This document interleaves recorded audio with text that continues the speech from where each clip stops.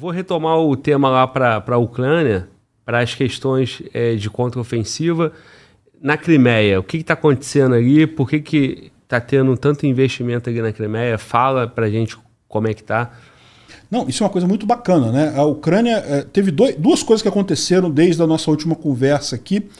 Uma coisa foi que os ucranianos atingiram de novo a ponte da Crimeia e tiraram o segmento lá. É lógico, os russos vão consertar, não tenha dúvida.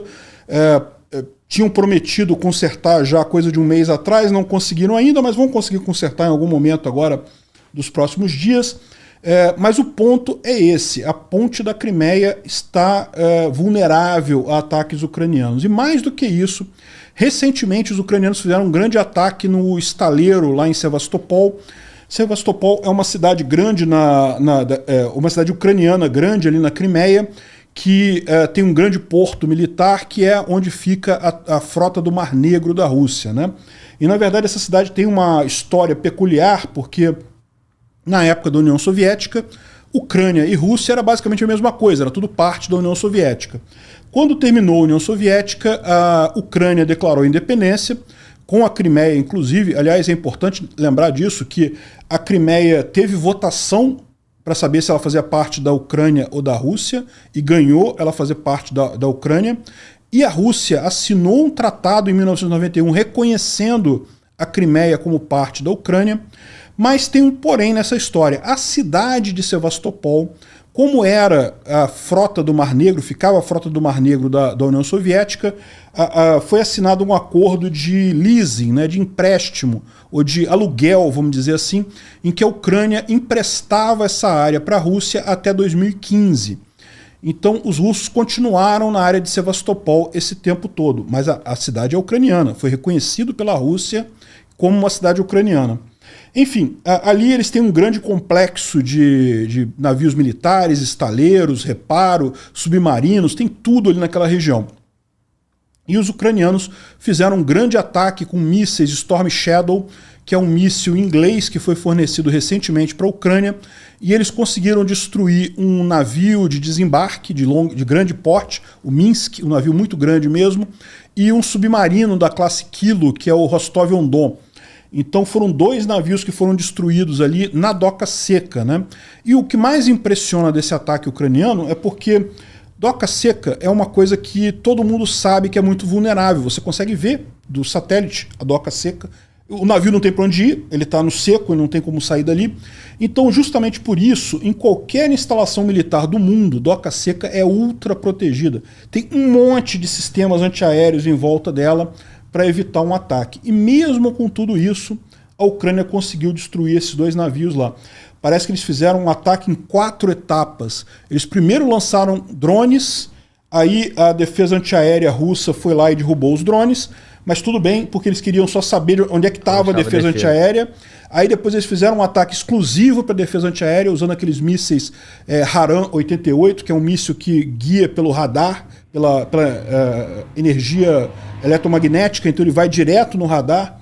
E aí depois disso que eles fizeram, teve 4 etapas na verdade, e na última etapa que eles lançaram o Storm Shadow e conseguiram, lançaram 10 Storm Shadow, 7 foram derrubados, mas 3 caíram ali, destruíram os 2 navios. E não foi só isso, no dia seguinte os ucranianos ainda usaram vários drones marítimos para destruir navios menores que estavam ali na região de Sevastopol. Um total de 4 navios suspeitas-se foram danificados nesse ataque. A Rússia diz que não. A Rússia diz que nada foi danificado. Ela reconhece a perda do Minsk e do Rostov-on-Don, a perda do navio de desembarque e do submarino, mas os outros navios ela não reconhece que perdeu. Enfim, a gente não sabe.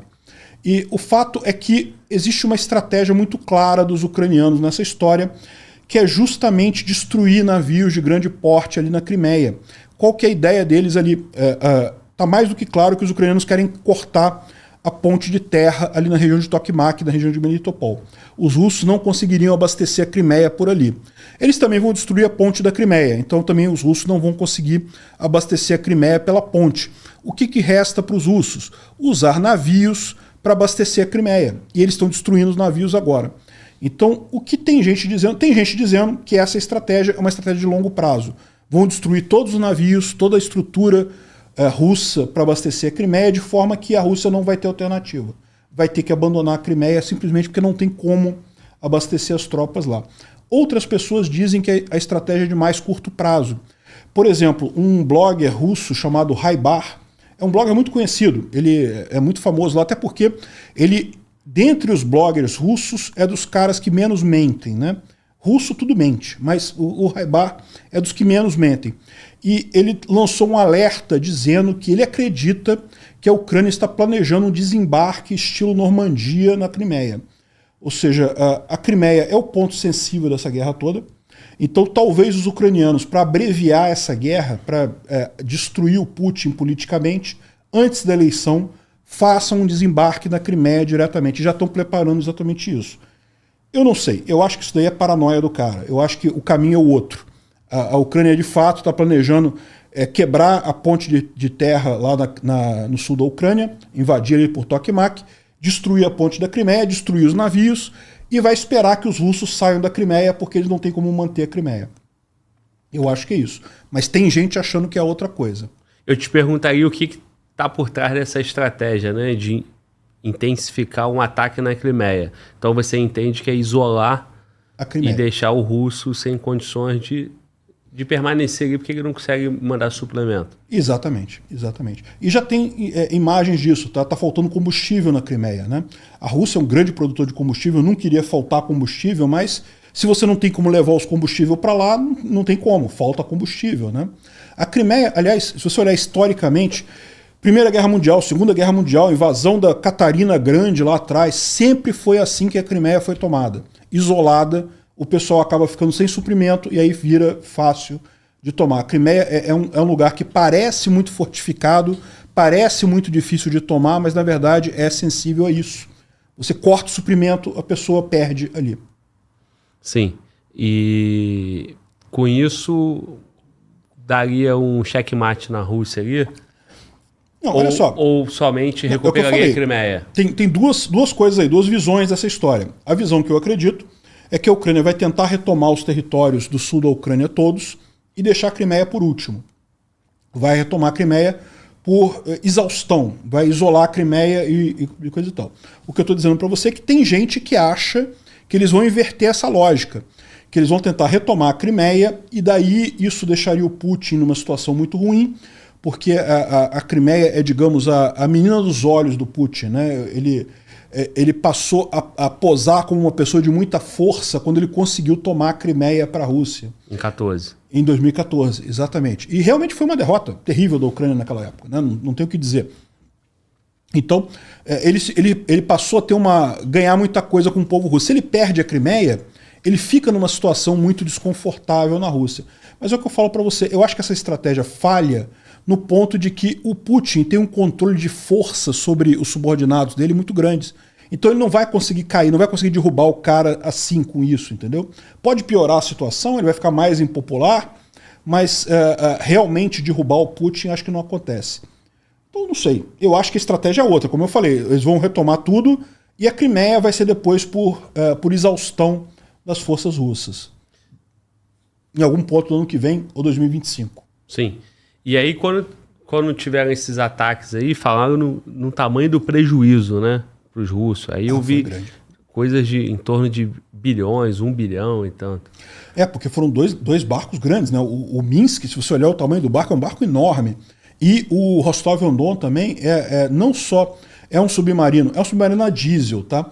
Mas ele pode levar armas nucleares, ele pode levar mísseis nucleares. E ele é um dos mais modernos da Rússia. Ele foi recentemente reformado em 2014, 2015, se não me engano.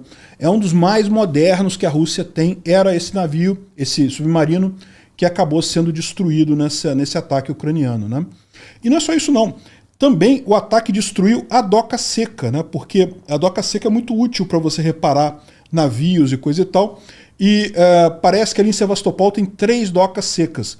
Com essas 2 docas secas sendo destruídas, os russos só têm mais uma. Então isso pode prejudicar muito mais a capacidade deles de fazer manutenção nos outros navios e manter o resto da frota lá do Mar Negro, né? Pois é, quando fala em prejuízo, né, por conta do navio, é um prejuízo alto, mas também não é o que desequilibra, né? O que desequilibra é deixar ele isolado, né? Pois é, não, é um prejuízo alto, mas é aquele negócio, os russos não conseguem fazer um navio desse. Aliás, a Rússia tem essa capacidade, tem essa coisa, né? A Rússia, na época da União Soviética, ela era muito mais forte do que é hoje. Então, tem muitos desses equipamentos que, uma vez destruídos, eles não têm capacidade de refazer. Eu não sei se é o caso do submarino Kilo, tá? Eu acho que o submarino Kilo, eles ainda têm estaleiro para fazer isso, mas de qualquer forma é complicado para eles, né? Sim. É aquilo que eu falei. Essa guerra longa, toda guerra longa, o que ganha no final é a economia, não tem jeito. Porque os dois lados vão ter que refazer o exército inúmeras vezes, vão ter que comprar arma, vão ter que refazer a arma, esse ciclo vai durar eternamente. Aí, quem tiver a economia mais fraca, quem falir primeiro, é que perde.